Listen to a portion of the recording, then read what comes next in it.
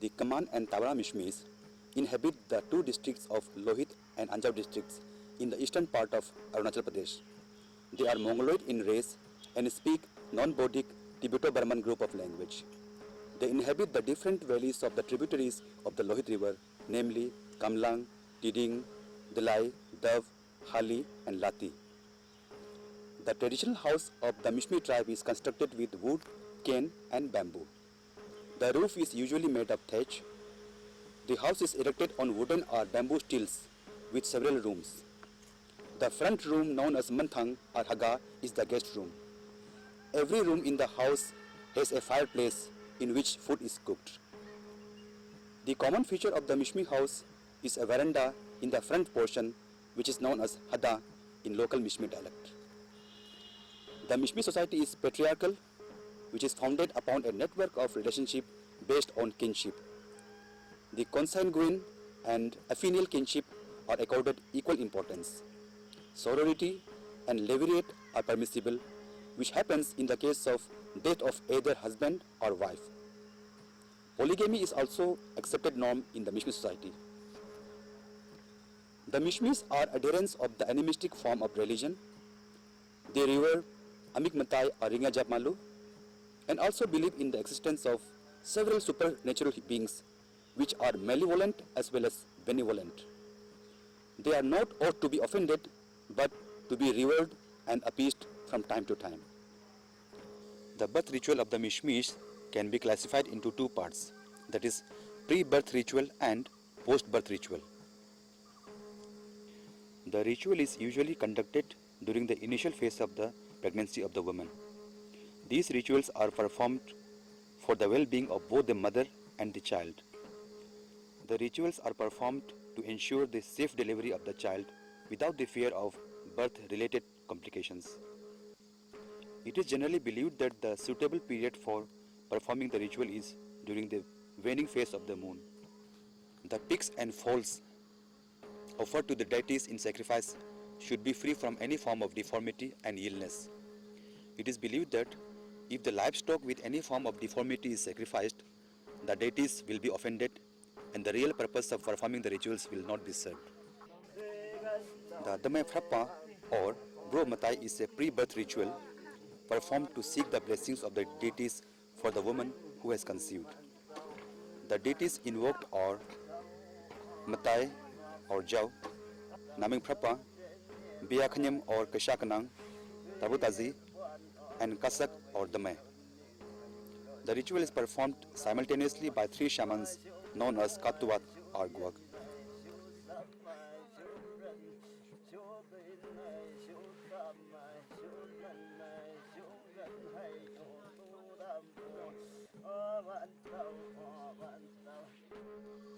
During the pregnancy period, the woman and her husband are supposed to strictly adhere to the following taboos.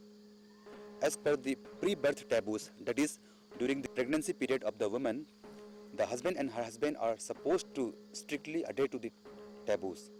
The pre-birth taboo forbids them to indulge in fishing and hunting, cursing. The husband is forbidden to construct the tomb of the deceased, that is, Kram or Bro. They are forbidden to visit accidental places. They are forbidden to watch weird pictures. They are forbidden to tie ropes.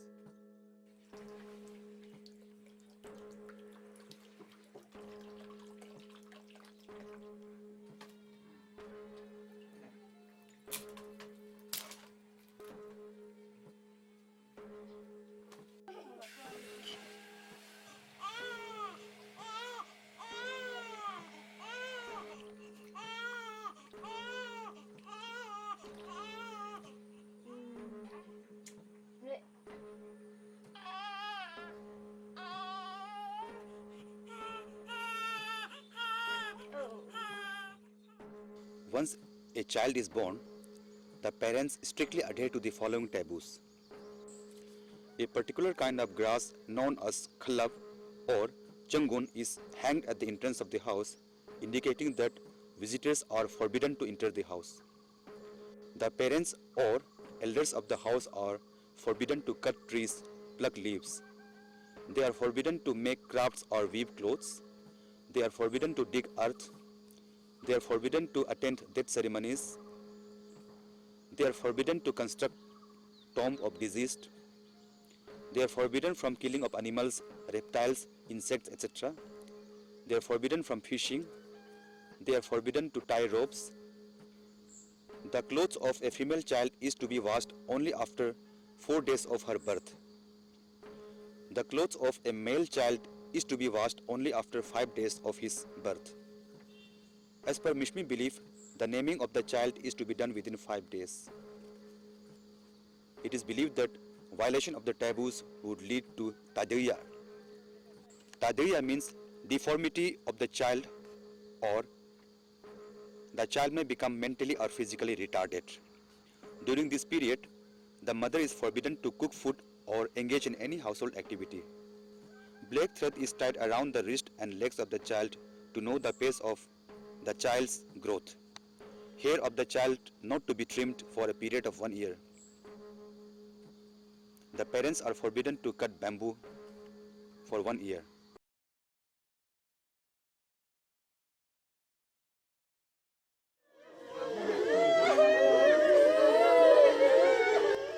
In the Mishmi Society, death of a person can be divided into 2 categories. Death of a person due to old age or illness is considered a normal death. Death of a person due to accident, murder or natural calamity is considered as unnatural death, which is known as thangi or the gay in the Mishmi dialect.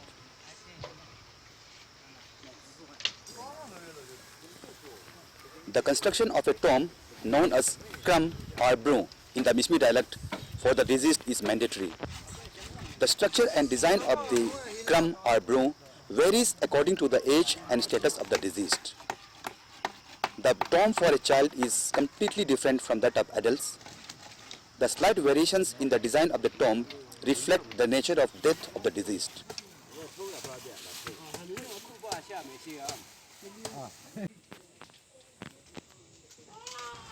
As per the Mishmi tradition, a person who has performed the last rites of the deceased or touched the dead body is forbidden to serve food or touch anything related to the ritual, which is known as katsa. The person has to purify himself during the brunju of the talo ritual. Till then, he feeds himself with spoon.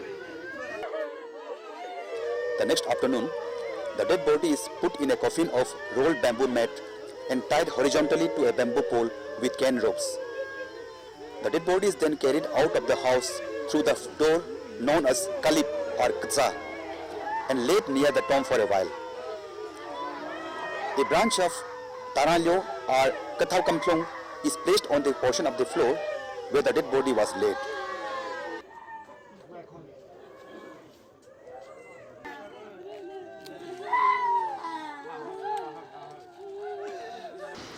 The relatives bid cheerful farewell to the deceased amidst the traditional firing of gunshots. It is also a tradition for the women relatives to express their grief by wailing. The dead body is cremated or buried as per the convenience of the villagers in the outskirts of the village. The female members are forbidden to attend the last rites. The nephews and son-in-laws of the deceased are also forbidden to stay at the spot of cremation. Longsit or tagaza is observed after 5 days of a deceased male, whereas the longsit or tagaza for a deceased female is observed for 4 days. For instance, red flags erected at the tomb indicates that the deceased met with an accident or unnatural death, which is known as thangi or the gay, whereas white and black flags are indication of normal death. In the Tagazu morning before sunrise, a fire is lit near the tomb. A person cooks the food meant for the departed soul, which is known as karakung or kamaushat. The food preparation comprising of dried fish or dried Bird's meat is cooked in a pot which is placed on a separately arranged stone in the fireplace in the manthang. All the mourners pick up a piece of firewood with their left hand and place it on the fire lit near the tomb. Gunshots are fired and the women members sit near the tomb to wail or cry. After the sunrise, everyone departs for their own homes. The mourning period is ended. In the Dalai Valley, the customary mourning period, known as Thangsam, on the death of a man, is observed for 11 days, whereas the villagers mourn the death of a woman for 10 days. During the night of customary mourning period, the villagers pour water on the mourners falling asleep to keep them awake. The villagers play pranks with each other by applying charcoal paste on the face of the sleeping person. Such pranks deterred others from falling asleep. The company of the villagers during the night time made the bereaved family forget their sorrow for a while. Such prank making is, however, prevalent in all the Mishmi belt during the customary mourning period.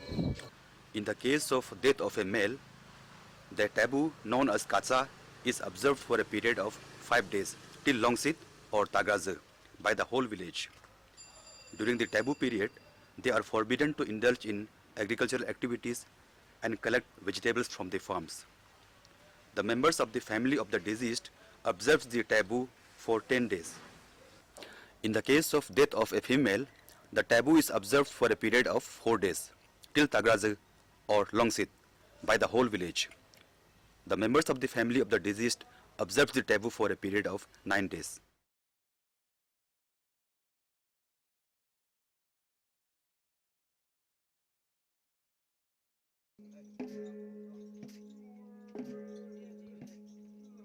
The Tulo or Talo ritual is performed by a group of 4 shamans.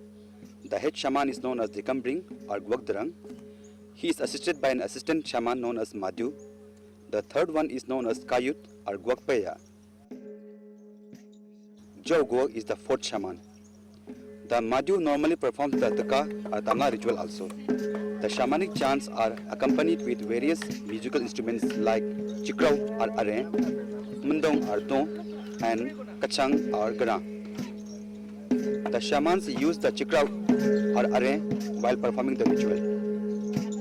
A woman is entrusted to weave clothes for the soul known as Klapang Kanto or Tagra Tatitoya. A man known as Kman Tangal or Karakoyame cooks the food meant for the soul during the ritual. The first in the sequence of the Tulo ritual is Taka or Tamla. Taka or Tamla is a significant ritual which is performed at the outset of the death ritual. The altar known as Tamla Aka or Taka Jong is erected in the front portion of the house. A particular species of wood known as Asisang or Kama Masang and bamboo is used for preparation of the altar. The bamboo is indispensable in all the Mishmi rituals. The Tamla ritual starts with the Tamla Tahuya or Taka Tanglin.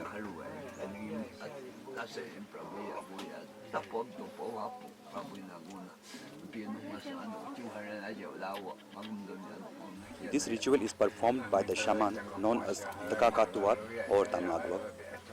The deities invoked during this ritual are Kamau or Tagra, Haputhangi or Hapabdege, Timikangam or Kabruya, Buru or Buruya, and Shuto or Duyuya. 2 cockerels and 2 hens are sacrificed to propitiate the deities.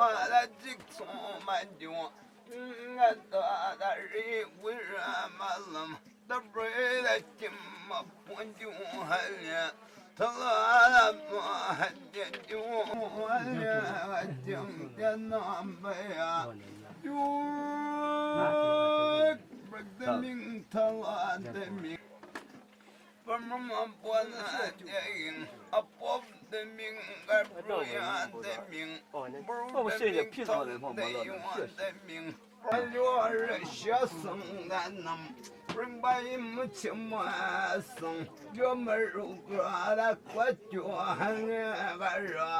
That don't warm us, the num to you, we more.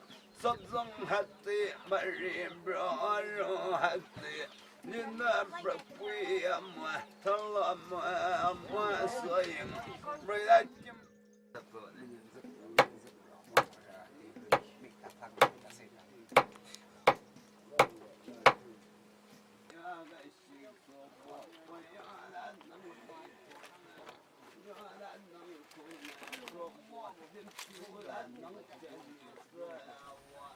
The shaman known as Matayakatuat or Jawgog initiates the ritual in a separate room.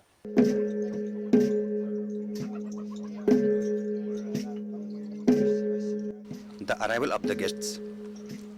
The relatives attend the Tulo ritual to perform the Maidyup or Brupru. The relatives, especially the son-in-laws and nephews, attend the ritual with pigs and foals which are sacrificed and offered to the deities and also to the soul. Maidyup or Brupru is a customary practice to put firewood in the fire which is lit near the tomb known as Kram or Brun during the Brun use, which is an indispensable part of the ritual. It is believed that the soul gets peace of mind on seeing the presence of so many relatives performing the Brunju or Maidyup.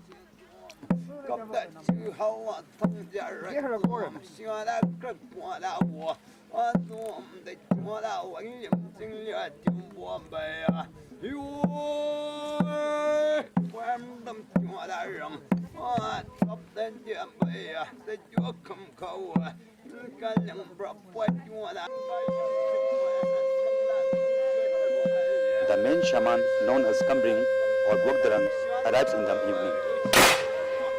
He announces about his arrival by blowing a buffalo horn known as Muplung or Majerap for 4 times in the village boundary. The shaman invokes his guiding titular powers to guide him and also seeks cooperation from the spiritual entities of the house known as Bro or Tame, where the Tulo or Talo is to be performed. After entering the house, the main shaman occupies the guest room known as Manthang or Haga.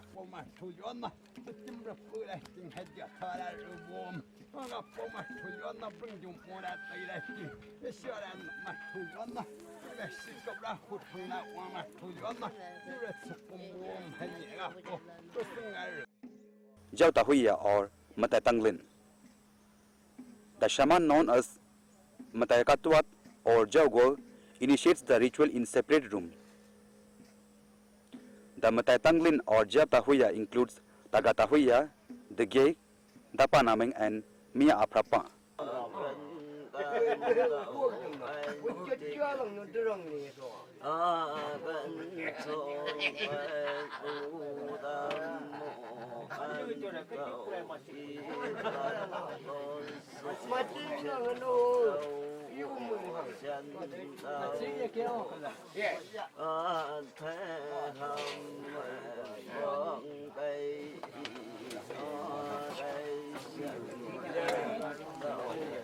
While the Matai or Jaw ritual is in progress, the Kambring Talin or Gwagdarang Tahoya is initiated in the Mantang or Haga.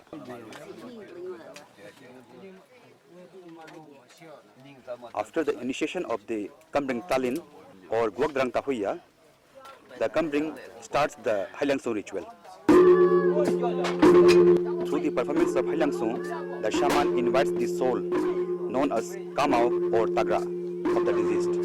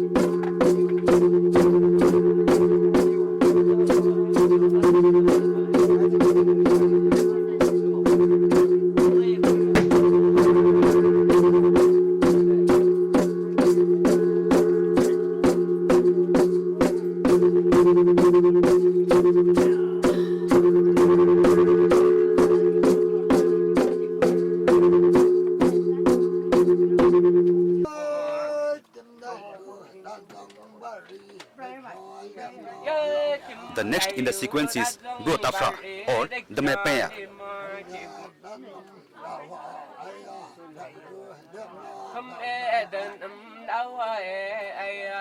Through this performance, the shaman invokes his guiding titular powers to guide and protect him during the performance of the rituals. It is worth mentioning here that Zanghadeya or Jitamlong is done by the shaman during different stages of the whole ritual.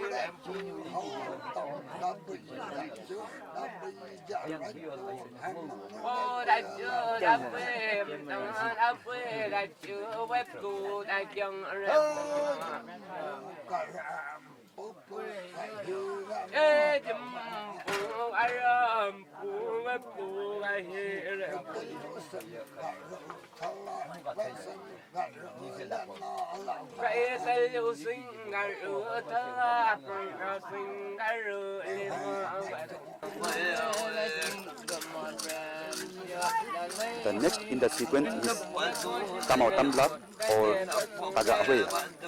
Through this ritual, the shaman summons the soul of the deceased. He ascertains the cause of the death and identifies the evil spirit held responsible for the death of the person. The shaman further segregates the soul of the deceased from the evil spirit known as Dijay.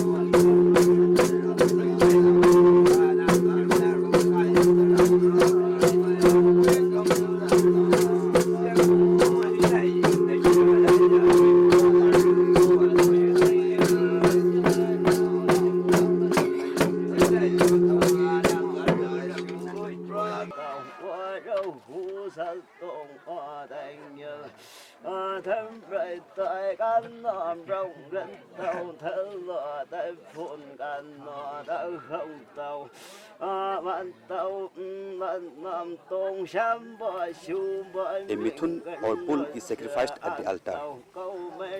It is worth mentioning here that not all people sacrifice mithuns during such rituals. It is at the discretion and financial position of the person performing the puja or ritual. But the sacrifice of pig, known as Mataili or Jabale, is indispensable during such ritual.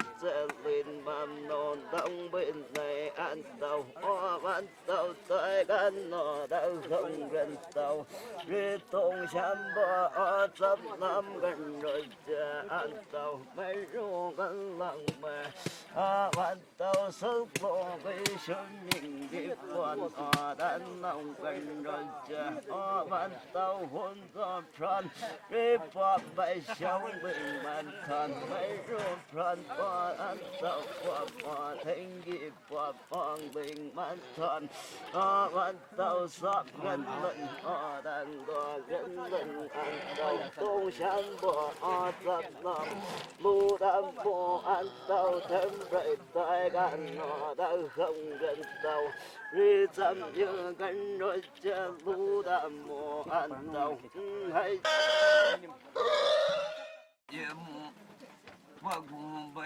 A person cooks the food meant for the departed soul, which is known as karakung or kamaushak.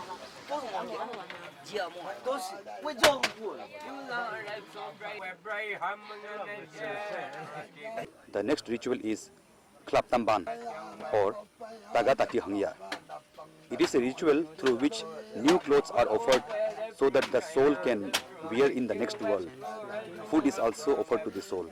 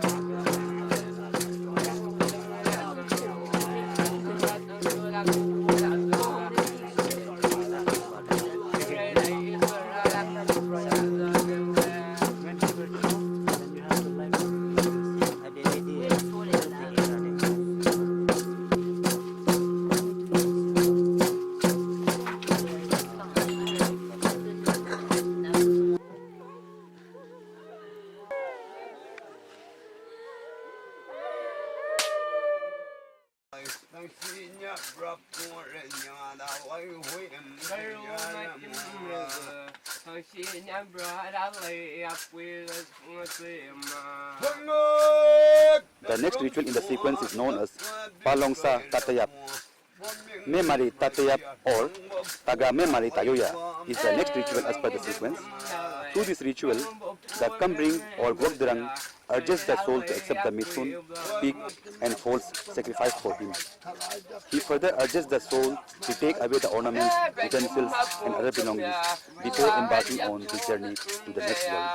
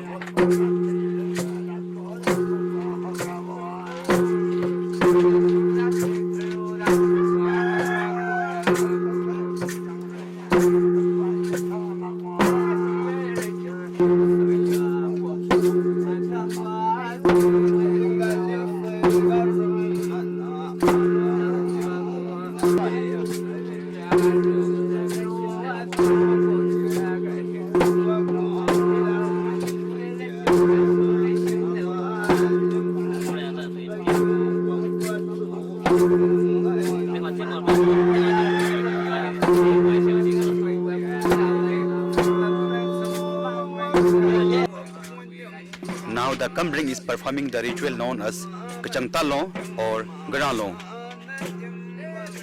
The shaman narrates the important myths concerning the Mishmi's way of life in a mytho-poetic way. The folklores related to origin of humans, animals, plants and rivers are also narrated by him in his shamanic chants. The shaman also narrates the story of how the drum known as Kachang or Garang was made with the trunk of Hagri or Takutsang and the skin of an animal from the deer family known as Sar or Humming in local Mishmi dialect.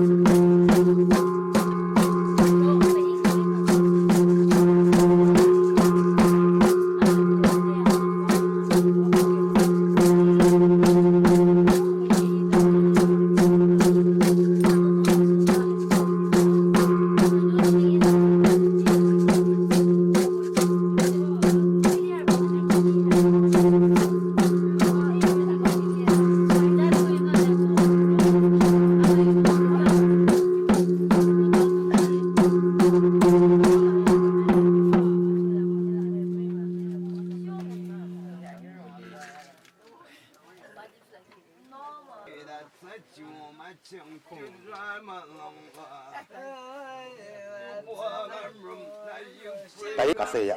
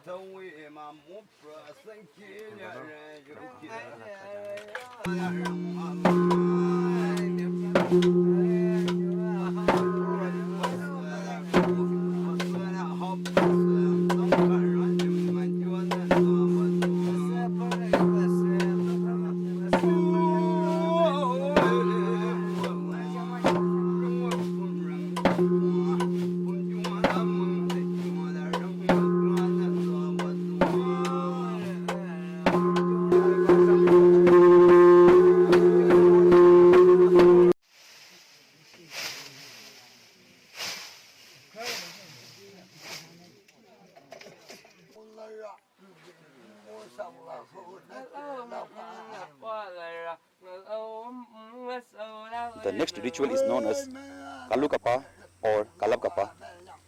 During this part of the ritual, the shaman makes preparations to escort the soul to the another world in a boat.